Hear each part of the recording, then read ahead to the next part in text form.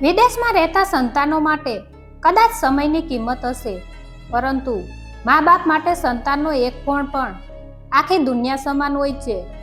સમાજમાં આપણે દીકરાને ઘડપણની લાકડી કહીએ છીએ, પણ આજે હું જે વાત કહેવાની છું એ જાણીને તમારા રૂવાડા ઊભા થઈ જશે. શું આજના સમયમાં શિક્ષણ અને વિદેશની લાલસામાં આપણા સંસ્કારો મરી રહ્યા છે? શું ખરેખર મા બાપના અંતિમ સંસ્કાર કરતા વિદેશના ડોલર વધુ કિંમતી બની ગયા છે? ચાલો આ હૃદયદ્રાવક સત્યને નજીકથી જાણીએ. શહેરના એક પોશ વિસ્તારમાં રમેશભાઈ અને જયાબેન રહેતા હતા. આ ઘર જે ક્યારેક દીકરાના હાસ્યથી ગૂંજતું હતું, તે આજે શમશાન જેવી શાંતિમાં ડૂબેલું હતું. રમેશભાઈ નિવૃત્ત સરકારી કર્મચારી હતા અને જયાબેન ગૃહિણી. તેમનો એકમાત્ર દીકરો સંજય, જેને ભણાવી ગણાવીને અમેરિકા મોકલ્યો હતો. માતા પિતાનું એક જ સપનું હતું, દીકરો પગભર થાય અને પોતાની લાઈફ સેટ કરે. સંજય વિદેશ ગયો, ત્યાં એણે સેટલમેન્ટ કર્યું, લગ્ન કર્યા અને પછી એ એવો ખોવાયો કે તેને ભારત આવવાનો સમય જ ન મળ્યો. શરૂઆતમાં તો દર રવિવારે ફોન આવતા, પણ જેમ જેમ સમય ગયો તેમ ફોન મહિનાઓમાં એકવાર થયા અને પછી તો એ પણ બંધ થઈ ગયા. રમેશભાઈ અને જયાબેન ઘરના એક ખૂણે બેસીને સંજયના ફોટા જોતા અને મન મનાવતા કે દીકરો ત્યાં બહુ કામમાં હશે. ઘરની આસપાસના લોકો જાણતા હતા કે આ ઘરમાં હવે કોઈ રહેતું નથી, પણ રમેશભાઈ અને જયાબેન અંદર રહીને પણ જાણે દુનિયાથી કપાઈ ગયા હતા. ઉંમરના કારણે બંનેની તબિયત પણ લથડી જતી હતી. જયાબેનને ડાયાબિટીસ હતું અને રમેશભાઈને બીપીની સમસ્યા. ઘણીવાર રાત્રે છાતીમાં દુખતું હોય ત્યારે પણ રમેશભાઈને એવું વિચારીને હોસ્પિટલ ન જતા કે સંજયને ફોન કરીશ તો તેને ચિંતા થશે અને વિદેશમાં એ શું કરશે. એક દિવસ સાંજે રમેશભાઈએ સંજયને ફોન કર્યો. ઘણીવાર પછી રિંગ વાગી. સંજયે ફોન ઉપાડ્યો, પણ એનો અવાજ બહુ ઉતાવળ્યો હતો. પપ્પા, અત્યારે હું મીટિંગમાં છું, પછી વાત કરું. અને સંજયે ફોન કાપી નાખ્યો. એ પછી ક્યારેય ન આવ્યું. રમેશભાઈના હાથમાંથી ફોન સરી પડ્યો.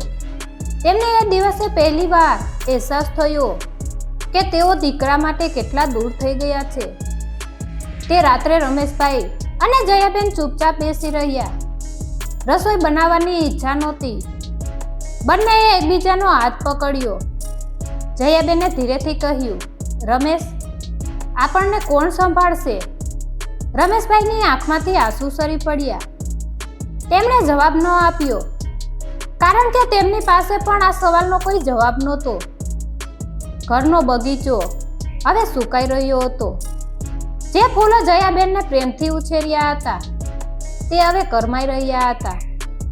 રમેશભાઈની લાકડી હવે ઘરમાં અવાજ કરતી ફરતી હતી, પણ એ અવાજ સાંભળનાર કોઈ નહોતું.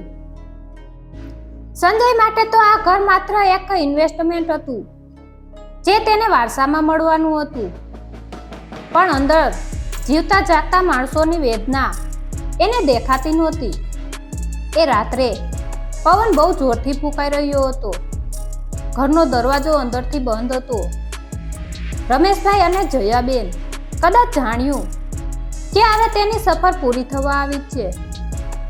તેમણે કોઈને બોલાવ્યા નહીં, કારણ કે તેઓ જાણતા હતા કે બોલાવાથી પણ કોઈ આવશે નહીં. ઘરની અંદરની એ શાંતિ આવનારા તોફાનની નિશાની હતી, જેની કોઈને ખબર નહોતી. ઘરમાં આવે દિવસો નહીં, પણ અઠવાડિયા અને મહિનાઓ વીતવા લાગ્યા હતા.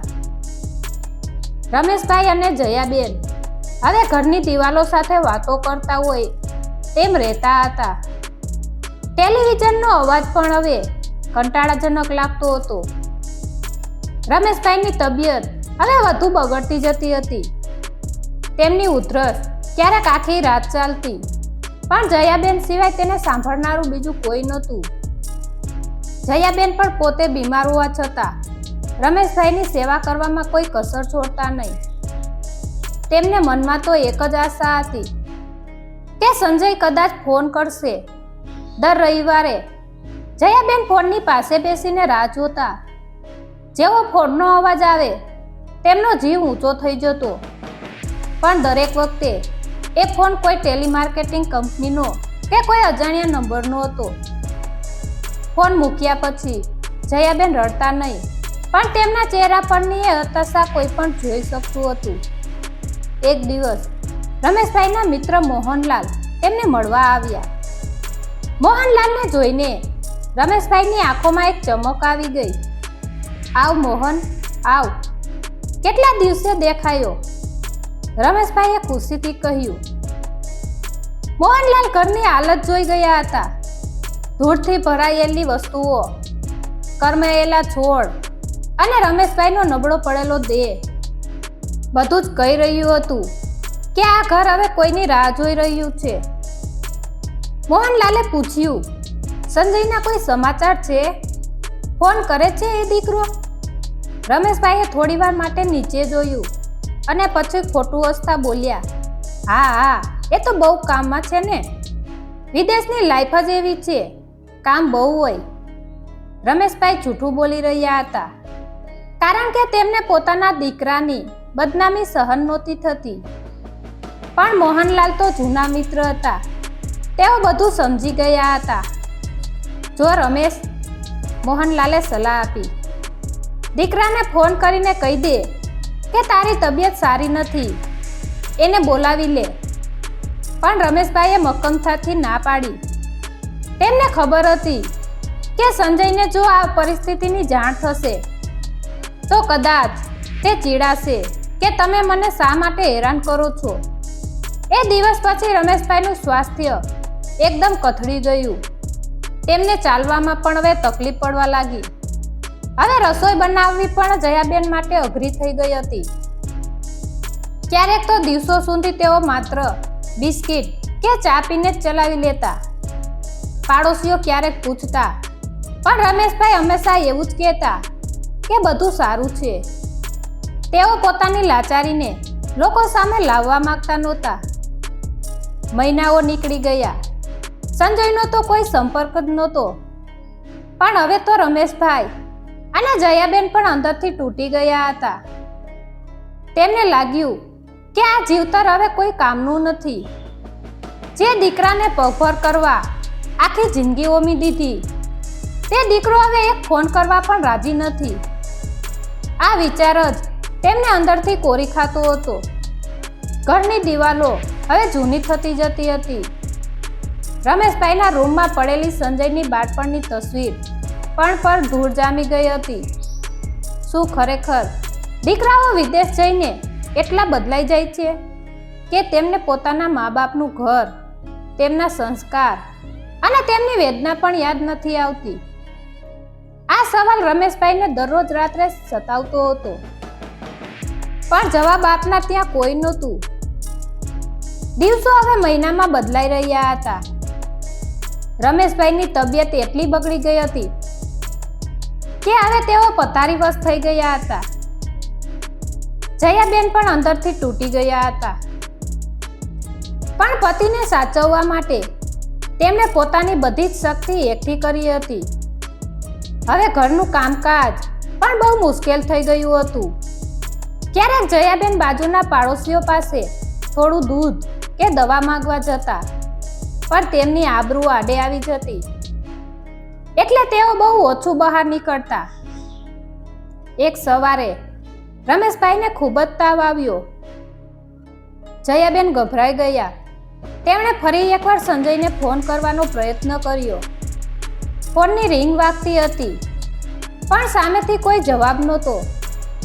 જયાબેનને લાગ્યું કે કદાચ સંજય અત્યારે ઓફિસમાં હશે.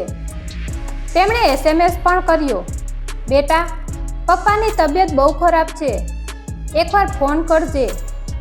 પણ આ મેસેજ વાંચનાર ત્યાં કોઈ નહોતું. સંજય તો પોતાના કામમાં એટલો વ્યસ્ત હતો કે તેને ઘરની કોઈ ચિંતા જ નહોતી. રમેશભાઈ હવે અર્ધ બેભાન અવસ્થામાં રહેતા હતા. તેઓ ક્યારેક બબડતા, સંજય, તું ક્યારે આવીશ? જયાબેન પાસે બેસીને બસ રોતા રહેતા. ઘરના દરવાજે હવે કોઈની આહટ પણ આવતી નહોતી. જે લોકો એક સમયે રમેશભાઈના મિત્ર હોવાનો દાવો કરતા હતા, તેઓ પણ હવે ક્યાંક ખોવાઈ ગયા હતા. દીકરાના વિદેશ ગયા પછી સામાજિક સંબંધો પણ જાણે ઓછા થઈ ગયા હતા. એક રાત્રે વરસાદ ખૂબ જોરથી પડી રહ્યો હતો. રમેશભાઈએ જયાબેનનો હાથ પકડ્યો અને ધીમેથી કહ્યું, જયા, મને લાગે છે કે હવે મારો સમય આવી ગયો છે. સંજયને કહી દેજે કે હું એને ખૂબ પ્રેમ કરું છું. જયાબેન રડતા રડતા બોલ્યા, ના રમેશ, આવું ન બોલો. સંજય આવશે, એ આપણને લેવા આવશે. પણ એ રાત રમેશભાઈ માટે છેલ્લી સાબિત થઈ. સવાર પડી ત્યારે રમેશભાઈના શરીર પર ઠંડક પ્રસરી ગઈ હતી. જયાબેન કેટલા કલાકો સુધી રડતા રહ્યા, પણ રડવાનો અવાજ સાંભળનાર કોઈ નહોતું. ઘરની અંદરનો સન્નાટો હવે ભયાનક બની ગયો હતો. જયાબેન હવે એકલા હતા. તે પણ હવે વધુ દિવસ ટકી શકે તેમ નહોતા.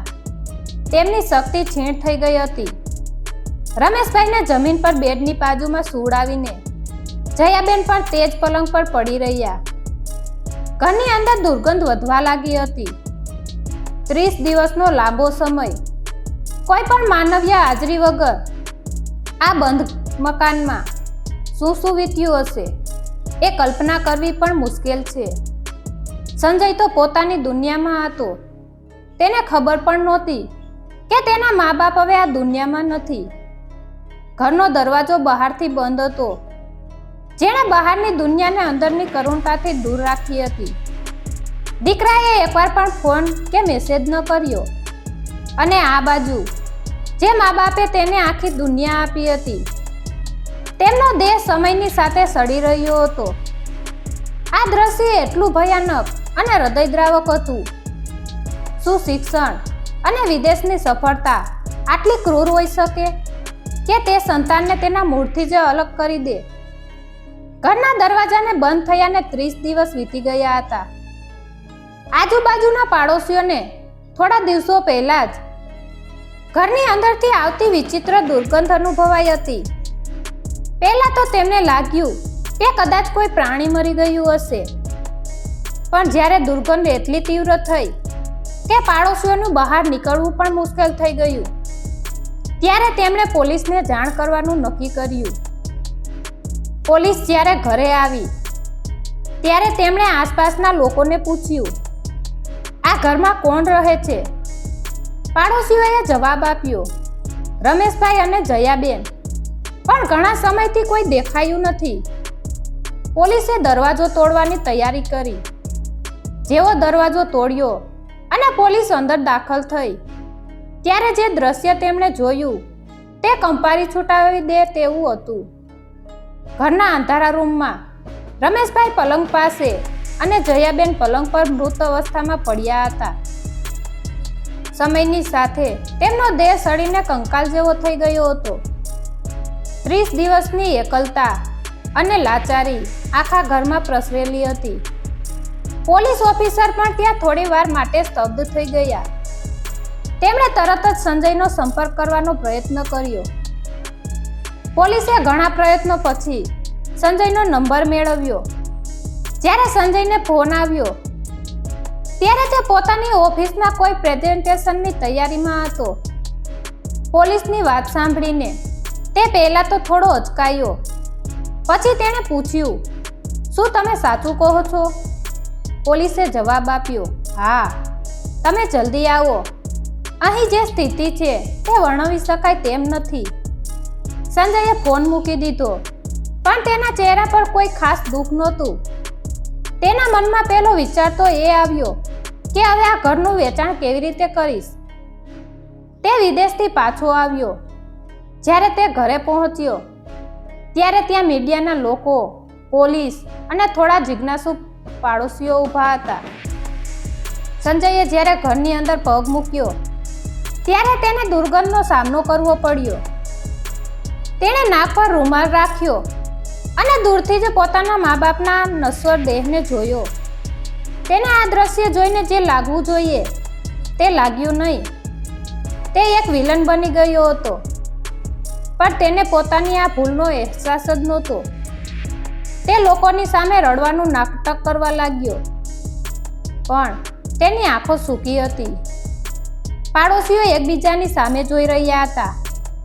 જે મા બાપે તેને આખી દુનિયા આપી હતી, તેમને એકવાર જોવા માટે પણ તેને 30 દિવસનો સમય લાગ્યો.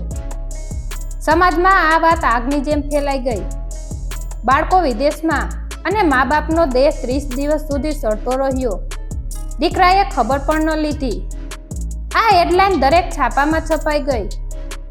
સંજય માટે આ માત્ર એક સમાચાર હતા, પણ રમેશભાઈ અને જયાબેન માટે આ એક કરુણ અંત હતો, જે તેમણે ક્યારેય કલ્પ્યો પણ નહોતો. સંજય જ્યારે શહેરમાં આવ્યો ત્યારે તેને સમજાયું કે અહીંનું વાતાવરણ તેના માટે બદલાઈ ગયું છે. લોકો તેને ધૃણાની નજરે જોતા હતા. તે જ્યાં પણ જતો, લોકો બસ એક જ વાત કરતા, આ એ જ સંજય છે જેના મા બાપ એકલા ઘરમાં જ મરી ગયા અને 30 દિવસ સુધી સળ્યા. તેના કાનમાં આ વાતો એક તીક્ષ્ણ ધારની છરીની જેમ કૂદતી હતી. પણ સંજયને દુઃખ તો ત્યારે પણ નહોતું થતું. તેના મનમાં તો બસ એક જ વિચાર હતો, આ ઘર જલ્દી વેચાઈ જાય તો સારું, મારે આ શહેરમાં વધારે રહેવું જ નથી. સંજયે પોતાના મા બાપના અંતિમ સંસ્કાર પણ બહુ ઔપચારિકતાથી પતાવ્યા. જે પંડિત વિધિ કરાવતા હતા તેઓ પણ સંજયની ઉતાવળ જોઈને હેપતાઈ ગયા હતા. સંજયને બસ ઉતાવળ હતી કે ક્યારે આ બધું પતે અને તે ફરી પાછો પોતાની એસી ઓફિસમાં જઈ શકે. સમાજના લોકોએ તેને પ્રશ્નો પૂછ્યા, સંજય, વિદેશમાં એટલું બધું શું કામ હતું કે તું એક ફોન પણ ન કરી શક્યો? ત્યારે સંજયે ઠંડા કલેજે જવાબ આપ્યો, તમે શું જાણો કે વિદેશમાં લાઈફ કેટલી ટાઈટ હોય છે. અહીં જે રીતે તમે લોકો વાતો કરો છો ત્યાં એવું નથી હોતું. સંજયનો આ જવાબ સાંભળીને ત્યાં હાજર દરેક વ્યક્તિ સ્તબ્ધ થઈ ગઈ. એક દીકરો જેને મા બાપના મૃત્યુનો પણ અફસોસ નથી, તે માણસ શું કહી રહ્યો છે? સોશિયલ મીડિયા પર આ ઘટના વાયરલ થઈ ગઈ. હજારો લોકોએ સંજયની નિંદા કરી. કેટલા લોકો તો તેના ઘરની બહાર આવીને વિરોધ કરવા લાગ્યા. સંજયને આ બધું ગમતું નહોતું, પણ તે પોતાની ભૂલ સ્વીકારવા તૈયાર નહોતો. તેને લાગતું હતું કે તે દુનિયાનો સૌથી સફળ માણસ છે અને આ લોકો તેને સમજી શકતા નથી. પણ એક રાત્રે જ્યારે તે એકલો આજ ખાલી ઘરમાં બેઠો હતો ત્યારે તેને અચાનક તેની માતાની એ જૂની ડાયરી મળી. ડાયરીમાં લખ્યું હતું, આજે સંજયનો જન્મદિવસ છે પણ એ ફોન નહીં કરે. એ જાણીને મન બહુ દુખે છે, છતાં પણ એ જ્યાં હોય ત્યાં ખુશ રહે, એ જ અમારી પ્રાર્થના છે. ડાયરીના પાનાઓ પર માતાના આંસુના ડાઘ હતા. આ વાંચતા જ સંજયના હાથ ધ્રુજવા લાગ્યા. એક પળ માટે તેને પોતાની સફળતાનું આ આંધળું રૂપ તૂટતું દેખાયું. શું ખરેખર તે એટલો બદલાઈ ગયો હતો? શું ડોલરની કિંમત મા બાપના પ્રેમ કરતાં વધી ગઈ હતી? તે રાત્રે તેને ઊંઘ ન આવી. ઘરની દરેક દિવાલ તેને પૂછી રહી હતી, સંજય, તે શું કર્યું? પણ તેનું અહંકારી મન હજી પણ તેને કહેતું હતું કે તે જે કર્યું એ કરિયર માટે જરૂરી હતું. સંજય હવે અંદરથી શાંત હતો, પણ એ શાંતિ પાછળ પસ્તાવાનો એક ઊંડો ડૂમો હતો. મા બાપનો દેહ 30 દિવસ સુધી સડતો રહ્યો. એ વાત તેને ક્યારેય ભૂલાવવાની નહોતી. આ વાર્તા આપણને શીખવે છે કે સફળતા એ નથી કે તમે કેટલા પૈસા કમાયા, પણ સફળતા એ છે કે તમે તમારા પરિવાર માટે કેટલા હાજર રહ્યા. મા બાપ એ માત્ર જન્મ આપનાર નથી, પણ તમારા અસ્તિત્વનો પાયો છે. પાયાને ક્યારે ભૂલી જવો જોઈએ નહીં, નહીતર ઇમારત ગમે તેટલી ઊંચી હોય તે એક દિવસ ધરાશાયી થવાની જ છે. મિત્રો, જો આ હૃદયસ્પર્શી વાર્તાએ તમને તમારા પરિવારની યાદ અપાવી હોય તો અત્યારે તમારા મા બાપને ફોન કરો. જો તેઓ આપણી વચ્ચે નથી તો તેમની યાદમાં આજે કોઈ જરૂરિયાતમંદને મદદ કરો. જો તમને આ વાર્તા ગમી હોય તો તેને વધુમાં વધુ શેર કરો, જેથી કોઈ દીકરો સંજય જેવી ભૂલ ન કરે. અને હા, અમારી ચેનલને સબસ્ક્રાઇબ કરવાનું ભૂલતા નહીં. આભાર.